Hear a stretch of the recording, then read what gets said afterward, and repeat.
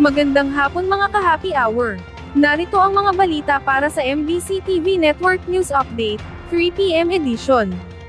Pangulong Marcos, ipinag-utos ang paglalagay ng organic oil spill booms, kaugnay ng Bataan oil spill.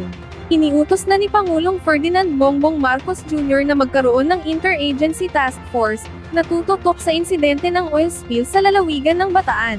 Ipinag-utos din ng Presidente ang paglalatag ng organic oil spill booms sa Bataan, Bulacan, at Pampanga. Sa situation briefing na pinangunahan ng Pangulo sa provincial capital ng Bulacan, sinabi nitong mabuting magkaroon ng interagency task force para mapagtulong-tulungan ng iba't ibang ahensya ang anumang concern na dapat tugunan kaugnay ng insidente. Ayon sa Presidente, ang Office of the Civil Defense ang magsisilbing lead agency, habang kasama din sa task force ang Coast Guard at DILG. Ito'y para aniya maging well-coordinated ang galaw ng mga kinauukulang local executives kasama din ang DENR at ang Department of Health, gayong kabilang sa pinatututukan at pinababantayan ng Pangulo ang aspeto ng kalusugan at ang environmental concern.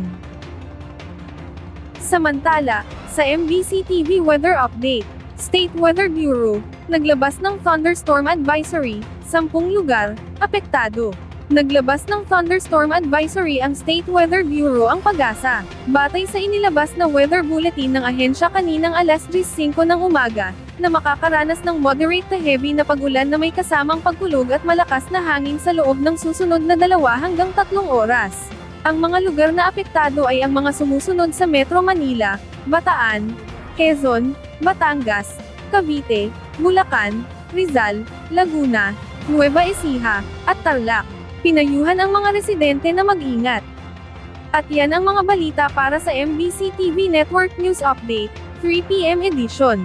Abangan ang mga susunod na balitaan mamaya, para sa 4 PM edition.